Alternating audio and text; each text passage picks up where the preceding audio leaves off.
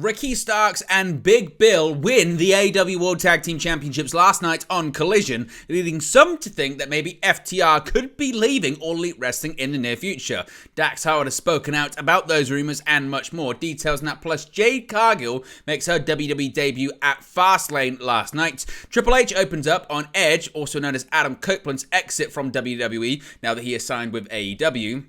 LA Knight and John Cena defeat the Bloodline last night at Fastlane. Carlito finally and officially makes his return last night at Fastlane also. Cody Rhodes and Jey Uso are the brand new undisputed WWE Tag Team Champions. Seth Rollins retains his World Heavyweight Championship in a last man standing match against Shinsuke Nakamura. And Io Sky retains her Women's Championship in a triple threat match at Fastlane.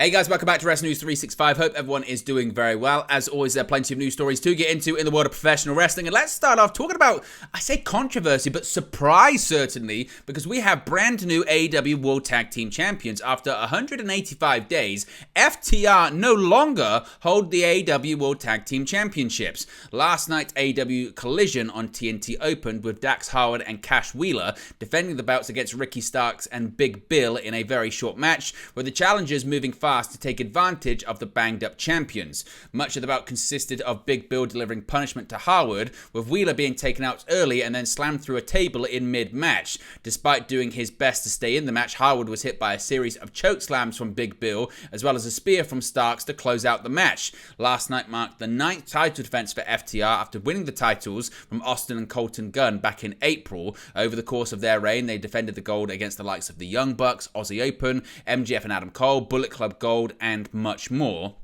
The partnership between Starks and Big Bill began in August when Starks was suspended in storyline and resorted to becoming a manager. Starks chose Big Bill as a client, and the two have been working together ever since, leading to last night's victories. Now, it's unlikely that the conflict between FTR and the new champions are over, with this feud certainly having much more to offer, one would think. Both Howard and Wheeler decided to stay with AEW when their contracts were coming up earlier this year. Both men have indicated they plan to retire from wrestling full-time when their current deals expire.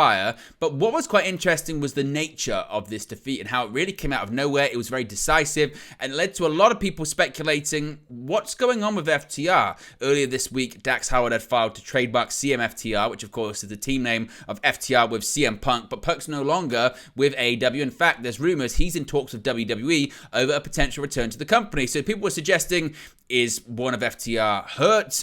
Is there going to be an update when it comes to Cash Wheeler's legal issues? Are they leaving AEW along with CM Punk? Now, Sean Ross Sapp of Fightful Select has said that FTR, of course, no longer tag team champions, and it's led to many questioning the status of FTR in AEW.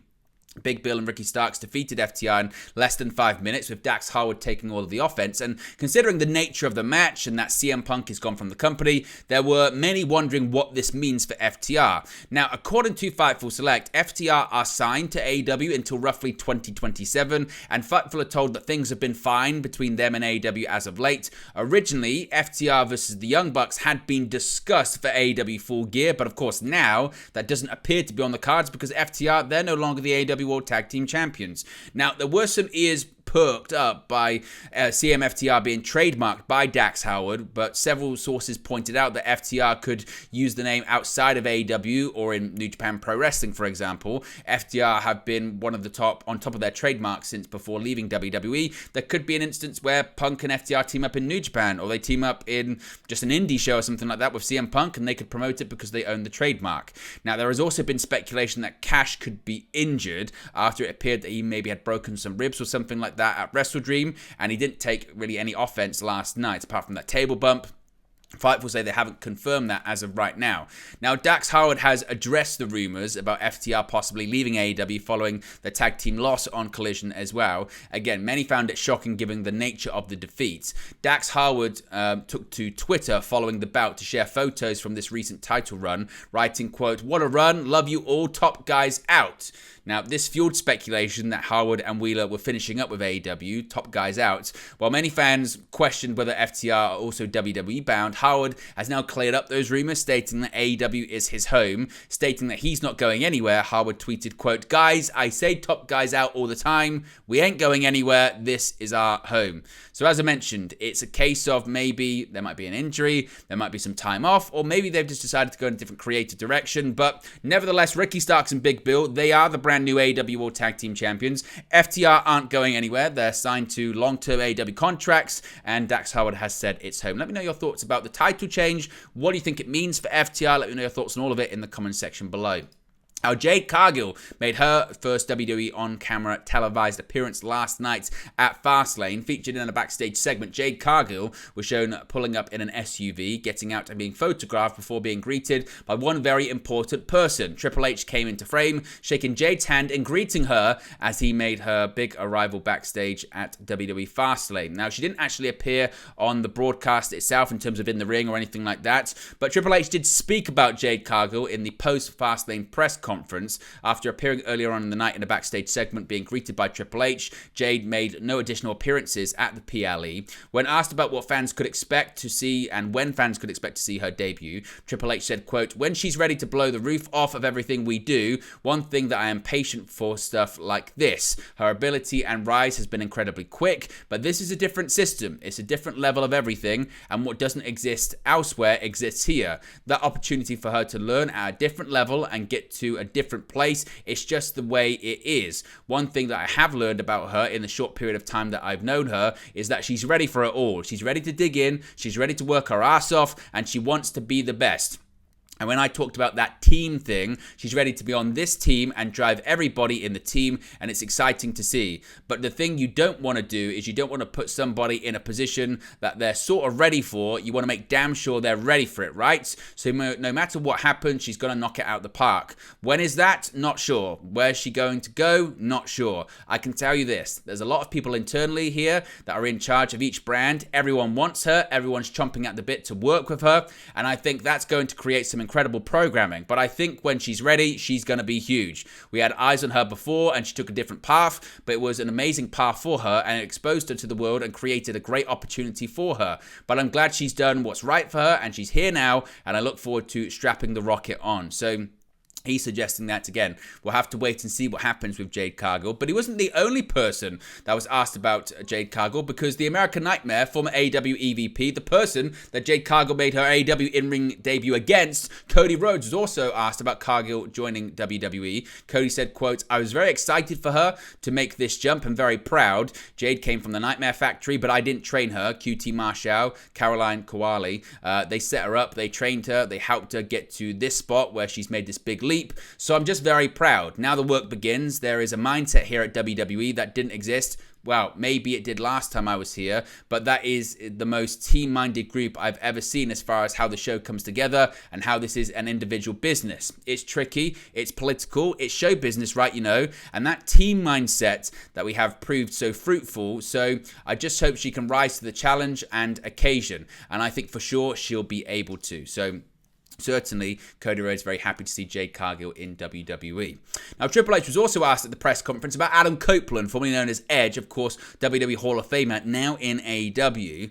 Triple H has spoken up about the reason for the parting of the ways between Edge and WWE. Triple H said of the reason for the parting of the ways between Adam Copeland and WWE, quote, time was right for him, and time was right for us. I think he had an amazing career and an amazing send-off here, and I think he felt like he had done what there was to do. I think we sort of felt, yeah, I think you're right. And I wish him the best. I think he said it the other day. There's no animosity here. There's no hard feelings. He's doing what's right for him and his family. And I'm happy for him. Very, very happy for him. I sent him that message. I'm happy for you. And I'm proud of you.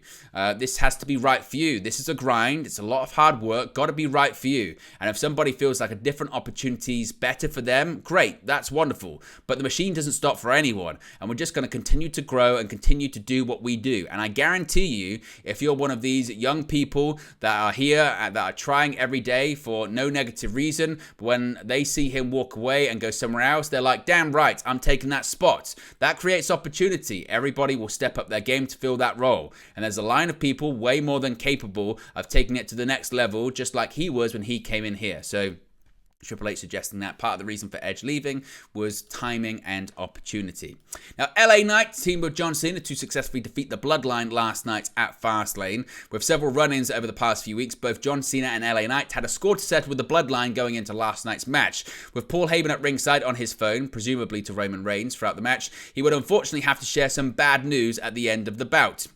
With the Indianapolis crowd clearly behind the unlikely duo of Cena and Knight, they were victorious over Solo Sikoa and Jimmy Uso. Roman Reigns is likely to be none too pleased with the remains of his faction when he makes his return on the season premiere of SmackDown on Friday. Now, Triple H also spoke about John Cena after the show in this post-Fastlane press conference. Triple H took a moment to tell fans to appreciate Cena's current run. Thanking Cena for everything, Triple H said, quote, "The appreciation level that John should get is off the charts. We all just need to understand how good he is and what he means to this industry. And while you get a chance to see Babe Ruth play, you should see Babe Ruth play. When he's here, don't criticize it, don't overthink it, just enjoy it, because it won't last forever, and we all need to understand that. But I just want to say thank you to John, because what he's doing right now, the run he's on, the moment he's giving people like LA Knight, the moment he's giving people like Jimmy Uso and Solo Sikoa, there's no experience like that in the world for them. He's gracing them with that. He's gracing us with that. So thank you, John." Cena did open up, suggesting that once the ongoing Hollywood strike for the actors is completed, he will likely be going back, because in the same way there are people in Hollywood that rely on him to be acting, and they could lose out of work if indeed he doesn't go back. Carlito made his return to WWE last night. Many expected it, and it did indeed mark the return of Carlito after Cruz del Toro and Joaquin Wilde were unable to compete after an attack by Bobby Lashley and the Street Profits on SmackDown. The LWO was down a partner for their 3-on-3 match. With Rey Mysterio having teased that he made a phone call to an old friend, the call wasn't answered, but he remained hopeful. Back in May at Backlash, the LWO had a massive presence, which included a match between Damian Priest and honorary LWO member Bad Bunny. During that match, the other members of the LWO and a couple of other honorary members got involved to help Bad Bunny fend off the Judgment Day. One of those honorary members was the return of Carlito, the first time he'd appeared on WWE programming since returning at the 2021 Royal Rumble. After much of last night's match featured the LWO in 2-on-3 action against Lashley and the Profits, Carlito made an entrance and got tagged in by Mysterio. With a fresh man in the match, Carlito was able to even the odds, and a victory came shortly thereafter for the LWO. The team of Santos Escobar, Rey Mysterio, and Carlito defeated Bobby Lashley and the Street Profits. Carlito, of course, has been signed with WWE for several months now and just hadn't returned on screen until now. At one point, of course, he was actually originally penciled in to return when SmackDown was at Madison Square Garden, but the decision was made to pull him from that show because there was already so much happening on it. Now, as far as some plans moving forward for Carlito, per PW Insider, Carlito will officially be wrestling as part of the SmackDown brand moving forward. While not confirmed, this would suggest that his alliance with the LWO will continue. PW Insider previously reported that WWE had been waiting for a storyline entrance for Carlito ahead of his Fastlane return. It was reported back in June that Carlito had cancelled several independent bookings, with the reason being that he in fact had re-signed with WWE. As I mentioned, the previous report had indicated that WWE had plans to use Carlito on the July 7 edition of SmackDown. However, Carlito's return was cancelled due to how much the company was doing on that show. Now, the show kicked off last night, Fastlane, with a big title change. There was a major title change at Fastlane because the Judgment Day's Finn Balor and Damian Priest put their undisputed tag team titles on the line against the fairly recent pairing of Cody Rhodes and Jey Uso.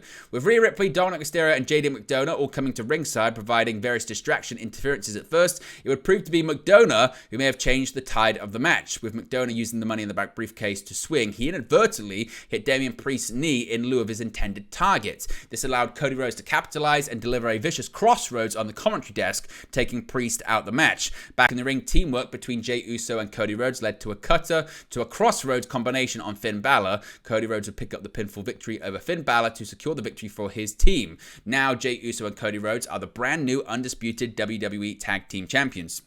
Now, Cody Rhodes and Jey Uso maybe saw the headlines on social media last night in their post-Fastlane press conference when they looked maybe a few sheets to the wind, maybe had a few drinks celebrating their title victory. But one question Cody Rhodes was asked about was his upcoming appearance on NXT, of course, which is head-to-head with his former company, AEW. Of course, Rhodes was an executive vice president of AEW on Tuesday next week. Cody Rhodes was asked about the appearance, and he said, quote, "When I came back to WWE, I flat out told them I would never step foot in the Performance Center. And the reason was not my dislike like of the Performance Center, he, referring to Dusty, is everywhere in there, and it's hard. And then I ended up being in the Performance Center like a month later to do a medical. Okay, I went back on that. I just want to go. I have a specific announcement that I want to bring, and I'm excited to be there. I'm excited to see Shawn Michaels and what he's done. Carmelo Hayes is one of my favorite people. Trick, it's an impressive group.